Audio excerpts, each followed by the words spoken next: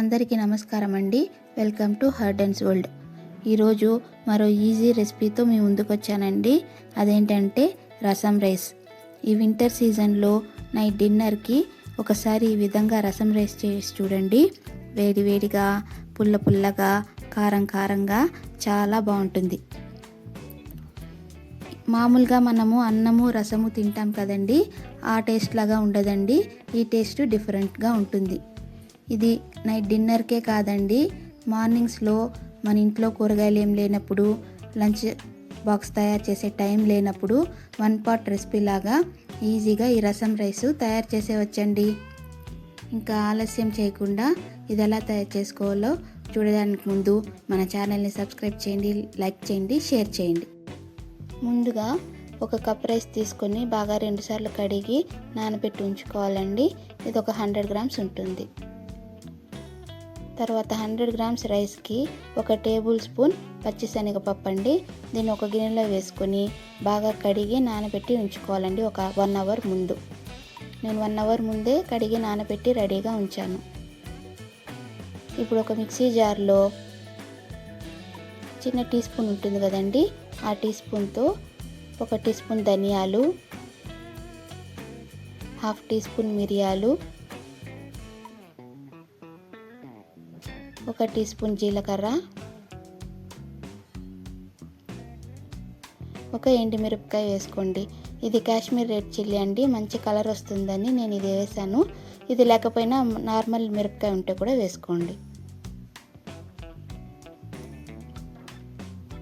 కొద్దిగా మెంతులు వేసుకోండి, ఎక్కువ వేస్తే మళ్ళీ చేదైపోతుందండి. దీన్నంతా గ్రైండ్ చేసి ఉంచుకోండి.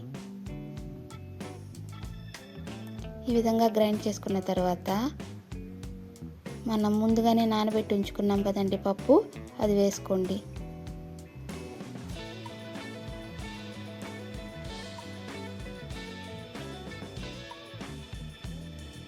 తర్వాత 4 వెల్లుల్లిపాయలండి, పొట్టుతోనే వేసుకోండి. ఇది ఒక చిన్న సైజ్ టమాటోలో 1/2 టమాటో అండి, అది వేసుకున్న తర్వాత కొద్దిగా కరివేపాకు. దీన్ని మొత్తాన్ని బాగా పేస్ట్ లాగా చేసి రెడీగా ఉంచుకోండి. ఈ విధంగా అండి మొత్తము పేస్ట్ చేసుకొని రెడీగా పెట్టుకోవాలన్నమాట. ఇప్పుడు ఇది చింతపండు అండి, నేను అప్పుడే మీకు చూపించడం మర్చిపోయాను. కొద్దిగా చింతపండు కూడా నానబెట్టి ఉంచుకోవాలండి ముందుగానే. ఇప్పుడు స్టవ్ వెలిగించుకొని ఒక గిన్నె పెట్టుకొని 2 టేబుల్ స్పూన్స్ ఆయిల్ వేసుకోండి.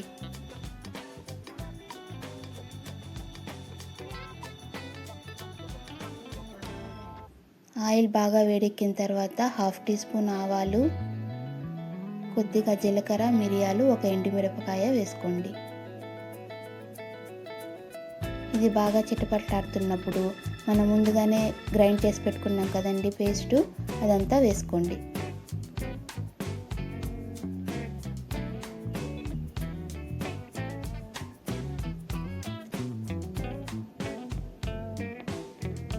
మొత్తం ఒకసారి బాగా కలుపుకోండి, కింద అడుగు పట్టకుండా.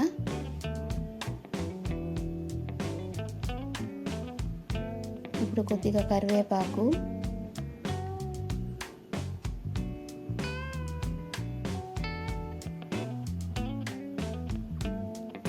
హాఫ్ టీ స్పూన్ పసుపు,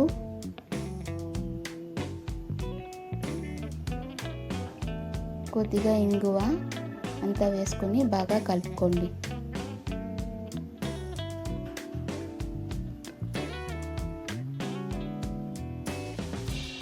ఇది పచ్చివాసన అంతా పోయేంత వరకు బాగా కలపండి. ఇప్పుడు అంతా పచ్చివాసన అంతా పోయిందండి. ఇప్పుడు వాటర్ వేసుకోవాలండి. వాటరు చింతపండు రసము. దీనికి మొత్తంగా 5 గ్లాస్ ఆఫ్ వాటర్ వేసుకోవాలండి.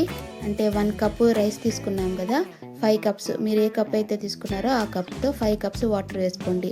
నేను 1 కప్పు వాటరు మిక్సీ జార్లో వేసానండి. తర్వాత 1 కప్ వాటరు చింతపండు రసంలో వేసాను. మిగతా 3 కప్స్ తనిగా వాటర్ వేసానండి. మొత్తంగా 5 గ్లాస్ ఆఫ్ వాటరు. తర్వాత రుచికి తగినంత సాల్ట్ వేసుకోండి. కొద్దిగా కొత్తిమీర కాడలతో పాటు కొద్దిగా కొత్తిమీర వేసుకొని దీనంతా ఒకసారి బాగా కలుపుకోండి. ఇప్పుడు వాటర్ బాగా బాయిల్ అవుతుందండి. ఈ టైంలో కొద్దిగా బెల్లం వేసుకోండి. ఈ బెల్లం వేయడం వల్ల మనకు ఆ పులుపు కారం అంతా సమానంగా బ్యాలెన్సింగ్ అవుతుందండి. మీకు బెల్లం నచ్చకపోతే కూడా స్కిప్ చేసేయండి, పర్వాలేదు. తర్వాత మనము ముందుగానే నానబెట్టి ఉంచుకున్న రైస్ అంతా వేసుకోండి.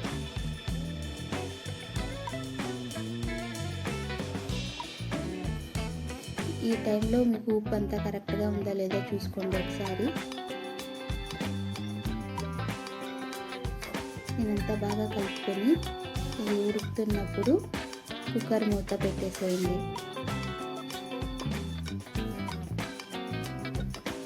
మూత పెట్టేసి విజిల్ పెట్టేసి మీకు ఎన్ని విజిల్స్ మెత్తగా వస్తుందో అన్నీ పెట్టుకోండి. నాకు 5 విజిల్స్ పట్టిందండి. నేను ప్రెషర్ పోయిన వెంటనే మూత తీసేస్తున్నానండి, ఎందుకంటే అది కొంచెం అడుగు పట్టేస్తుంది. అందుకని ప్రెషర్ అంతా పోయిన వెంటనే తీసేస్తున్నాను. చూడండి, ఇంకా కూడా అది ఉడుకుతూనే ఉంది. అంతేనండి, రసం రైస్ తయారైపోయిందండి. మీరు లంచ్ బాక్స్కి తీసుకెళ్ళాలంటే ఈ టైంలో కొద్దిగా వేడి నీళ్ళు వేసుకొని కలుపుకొని బాక్స్కి పెట్టుకోండి, ఎందుకంటే మధ్యాహ్నంకి అది కాస్త గట్టి పడిపోతుందండి. అంతేనండి, ఎంతో టేస్టీగా ఉండే రసం రైస్ మనకు రెడీ.